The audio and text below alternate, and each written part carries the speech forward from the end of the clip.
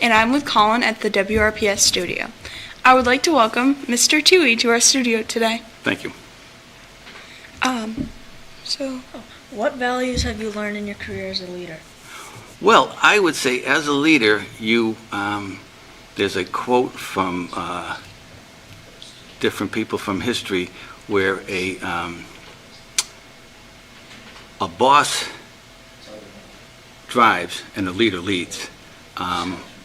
In my philosophy, coming through culinary arts as well, you will only lead and get respect from people if you do the job as well as they do their job, meaning everything. You're in the trenches with them. You really can't sit behind the desk and just tell people what to do. I mean, there are positions that do that, but if you want to lead, you have to be in the front of the line and go forward, leading them into whatever your endeavor is. So how gross are the middle schoolers? And you can be completely honest about this. They have their ups and downs. There's certain times a year that they're grosser than others. I would say Halloween, after Halloween, the candy wrappers and gum and candies everywhere, and then they're good. And then they go into another lull, maybe around Easter, where they get gross again. But on the whole, I don't hold it against them. Nobody's perfect. And it's all part of my job to maintain a clean and safe environment for them. How can the student population assist in making the school a cleaner place?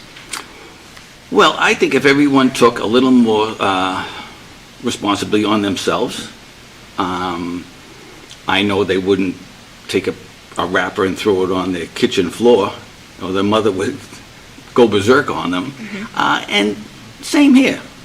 You don't have to treat it like your home, but you should carry yourself with some respect and dignity, and if you see something on the floor, pick it up, put it in the barrel. A little help goes a long way. Yes. So what did you think about being included in the Mamma Mia performance? That was scary, and it was wonderful, yes. I had such a great time in that performance.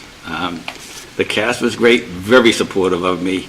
They even let me ad-lib a couple of lines, and on the whole, I thought it was a great experience.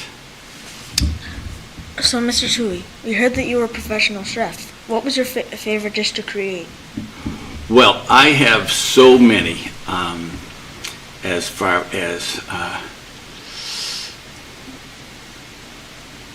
like a stuffed chicken was my favorite, but not just stuffed chicken. It was, I would use like mozzarella cheese and a prosciutto ham, and I would just like push the envelope on what I could stuff a chicken with. I even stuffed the chicken with lobster meat, and it was but on a whole, I think the only thing I didn't like at all was maybe peas. All my food was my favorite food. I have so many steaks were wonderful. So, and then I got into a lot of baking, which was a lot of, different kinds of breads and rolls, but it's hard to say there's so much good food out there in different cultures. Every culture I have a different favorite food in every culture. So it's, but I would say seafood is another good choice of mine, and anything that's rare and exotic. Yeah. So, can you tell us about your cooking experience and career? Sure. Yeah, I went to culinary school. I got out. For a short time, I worked as a head baker at a restaurant, and I sort of cut my teeth at that. And the thing is, when you're going out, don't be afraid to make mistakes. I made a ton of mistakes, and I burnt a lot of food, but it taught me, if it's black, it's ready. When it's brown, it's done. So I cut my teeth on that, and ended up, I went out to sea for a little while as a baker aboard a ship for about 6 months. That was wonderful. But then I ended up working for the Department of Veterans Affairs for 23 years, and that was very rewarding. Once again, all those experiences, being a head baker at a restaurant, going out to sea, all those mistakes you never repeat them twice. So I had a wonderful career there. So I'm thinking of entering culinary at the Votech. Do you have any tips for people like me? Yes. Try as many things as you can from as many cultures. It's all somewhat connected. You'll find that the Spanish will have empanadas. We call them turnovers. You'll have a cachina from Brazil. Well, we have the same thing. We call them croquettes. So it's a variation, but all the food is very similar. But I would try everything you could possibly, from seafood, from different cultures. And once again, don't be afraid to make a mistake. Even if you don't like it, try it, and at least you can say, you tried it, I didn't like it, but you know what you're talking about. What is your favorite cuisine to make? Ooh, well, back to, I like,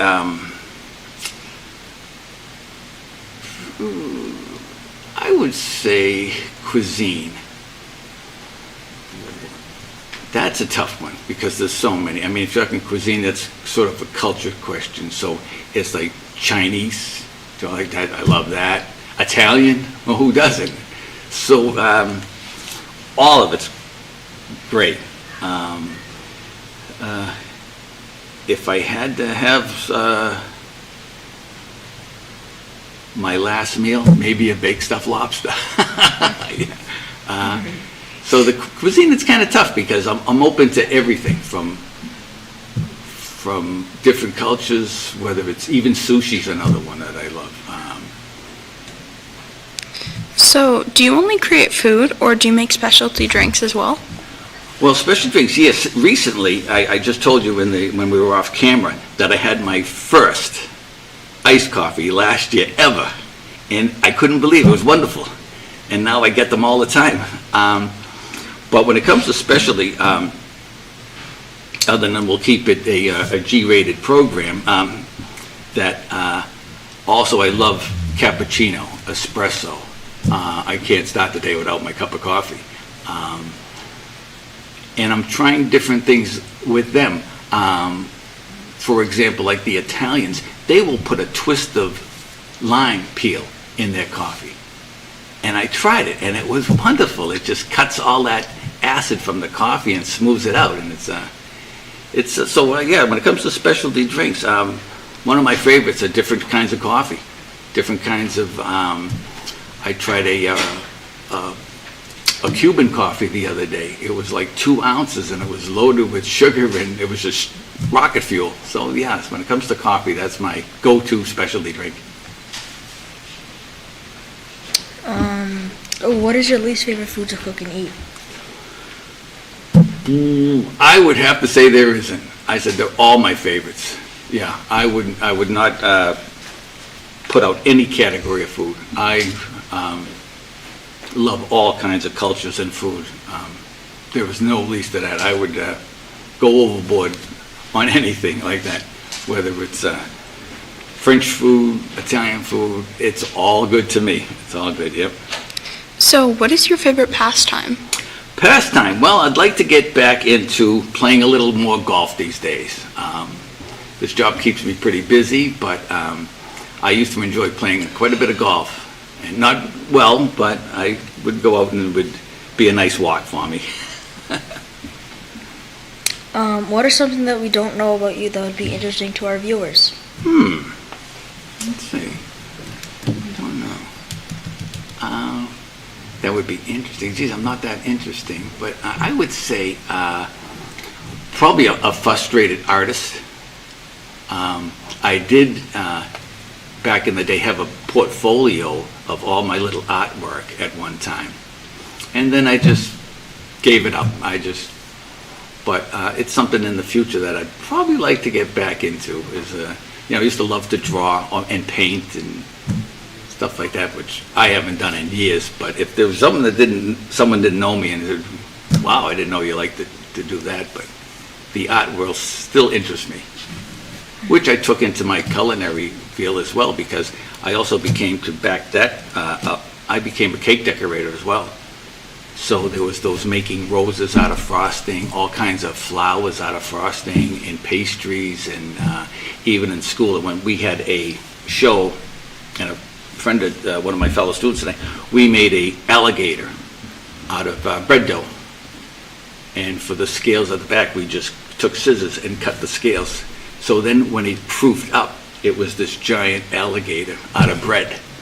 So I still kind of stay in the art world like that. Yeah, that's amazing. Yeah, nice. Thank you, Mr. Mike Toohey, for coming to the WRPS studio. Well, thank My you name for is having me. Colin, and I'm here with Natalie from the WRPS studio. Thank Good you night. very Good much. night. Thank you.